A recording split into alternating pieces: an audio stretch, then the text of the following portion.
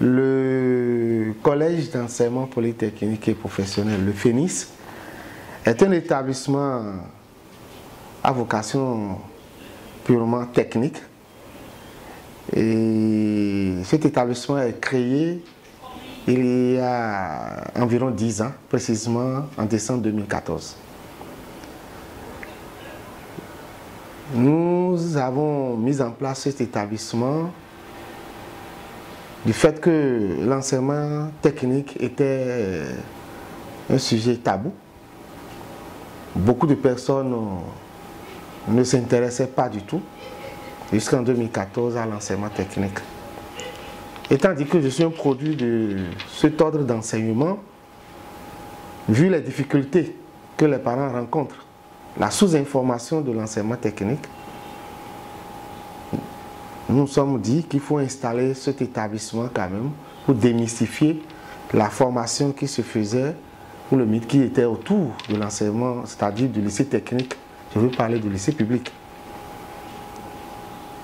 Vu également l'inadéquation du marché d'emploi et des formations qui se font, nous nous sommes dit qu'il faut mettre quelque chose en place pour que, à la sortie, les apprenants puissent apprendre un métier et pouvoir commencer par s'auto-employer.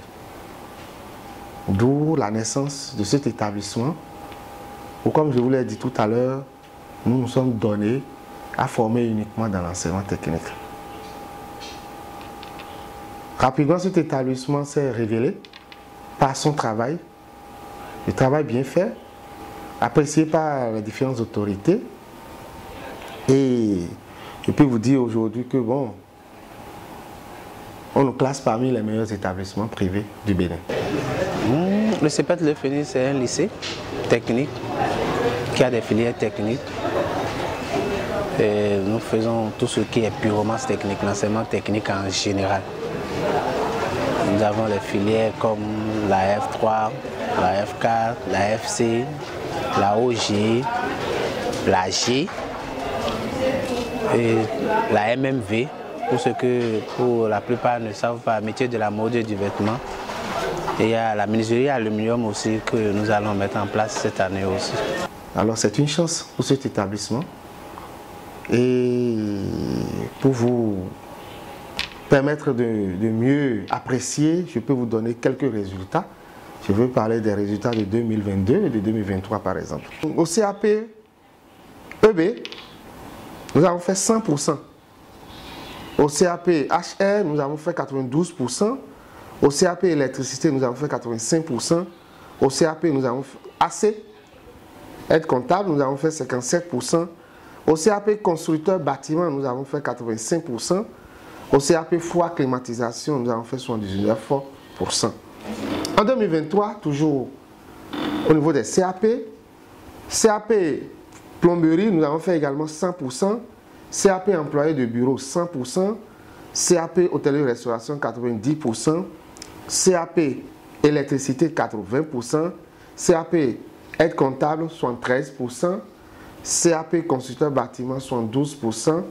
Et enfin, CAP froid climatisation, 55%.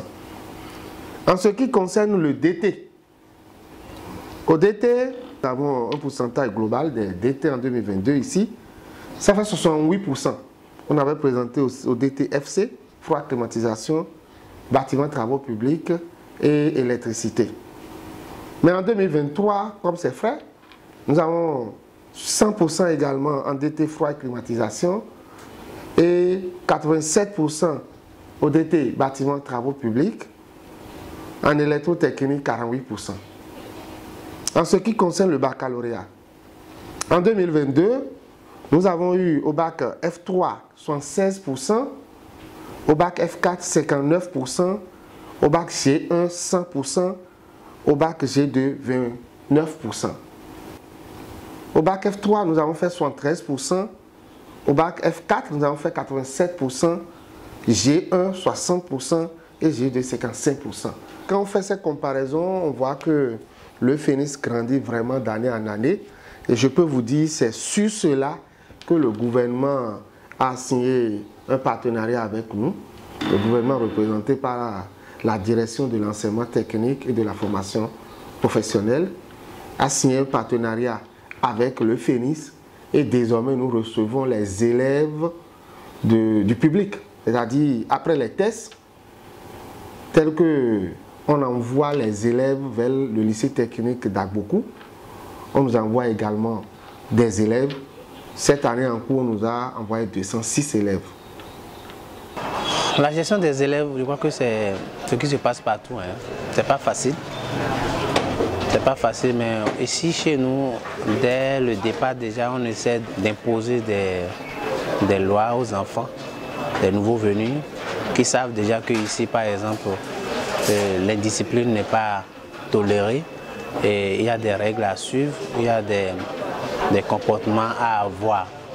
Notre mot fétiche, sinon notre Bible ici, c'est l'opiniâtreté, le respect mutuel et la courtoisie. On impose à nos enfants à se respecter entre eux. Ok? À se respecter entre eux. L'opiniâtreté, il faut avoir une vision claire de ce qu'on veut faire quand on vient à l'EFENIS.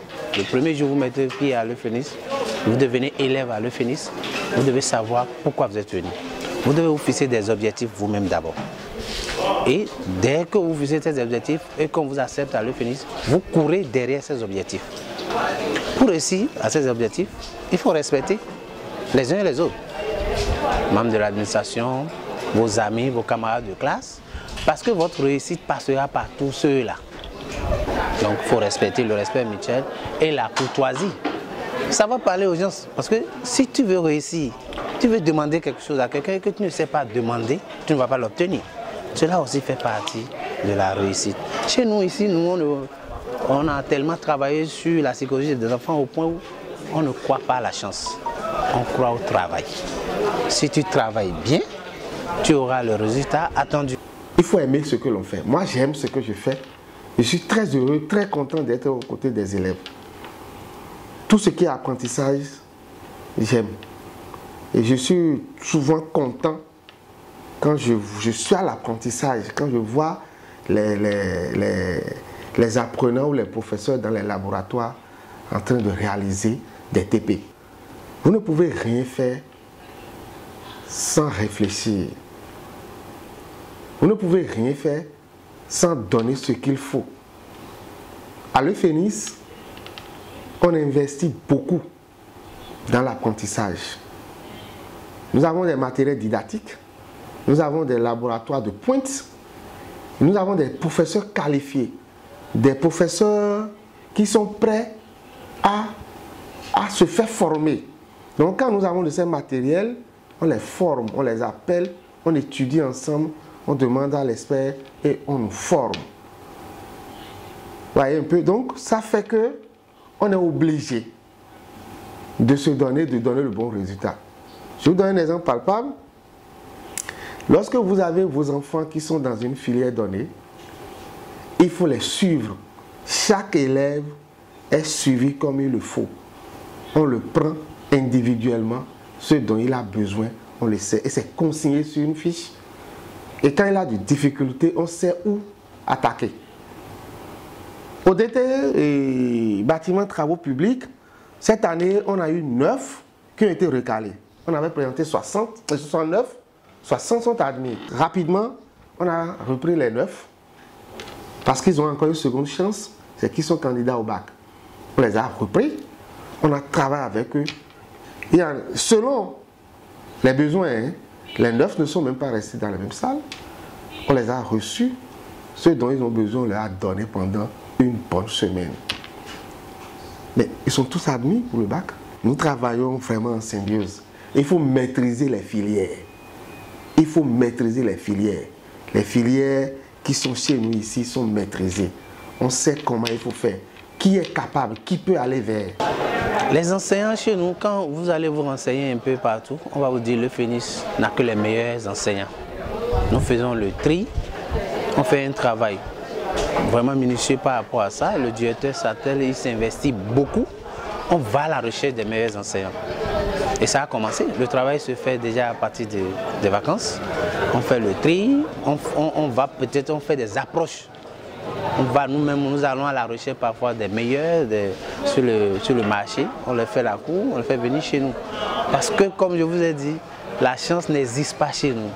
C'est le travail qui amène la chance. Donc, il faut mettre le paquet dans la performance, dans le travail bien fait et attendre un jour la réussite, escompter de la réussite et non autre chose.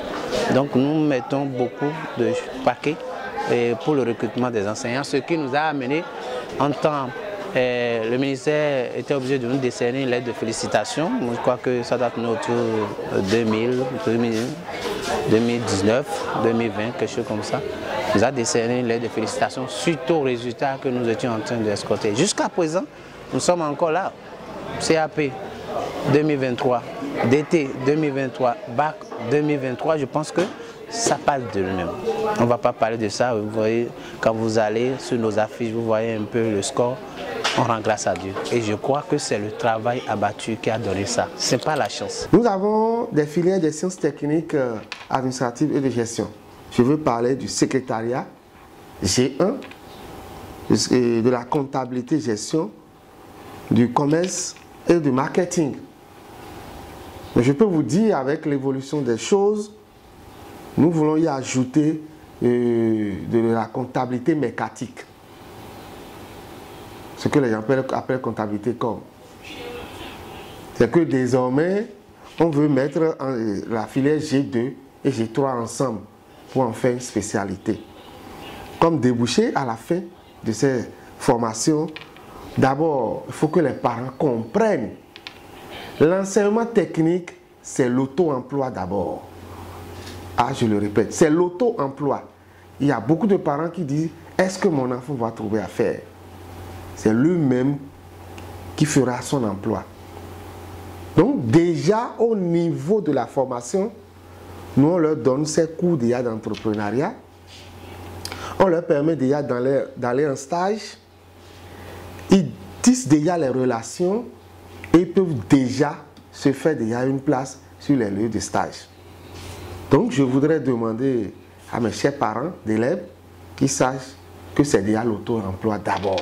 Il faut qu'ils apprennent à créer. Maintenant, si après l'État a besoin d'eux, là, ils vont réussir, surtout qu'ils sont bien formés aux différents concours que l'État va lancer. Donc là, ils peuvent continuer aussi leurs études universitaires. Celui qui est en G1, par exemple, peut être assistant de direction, peut apprendre à manager, peut garder le secrétariat. En G2, par exemple, il y a le contrôle financier, il y a les, comment on appelle, il peut être aide comptable. Maintenant, en G3, lui, il est purement mécanicien. Donc là, il est responsable commercial, il est agent de marketing. Au niveau des sciences techniques, hôtellerie, restauration, tourisme, il y a l'hôtellerie qui est une spécialité, l'hôtellerie-restauration qui est une spécialité. Il y a le tourisme qui est également une autre. Donc à ce niveau, nous allons retenir qu'à la fin de la formation, d'ailleurs, il faut que nous levons cet équivoque. Ce n'est pas des serveuses que nous formons. Ce n'est pas des serveuses que nous formons. Et c'est d'ailleurs la raison pour laquelle j'invite les parents à bien m'écouter. L'hôtellerie-restauration proprement dite, c'est qu'à la fin, vous êtes commis de cuisine. Vous pouvez vous auto-employer, je l'ai déjà dit au début, c'est très capital. Vous pouvez être chef production en restauration collective, bien sûr. Vous pouvez être manager d'hôtel. Donc, qui parle de manager, c'est au-delà de la gestion. Vous pouvez être responsable logistique. Vous pouvez être chef spécialité des mets de toutes sortes, africaines comme européennes et ainsi de suite. Et avec ce diplôme également, vous pouvez continuer vos études à l'université. Et pour devenir de grands ingénieurs, de grands techniciens, par exemple des hôtesses, peut-être vous retrouvez dans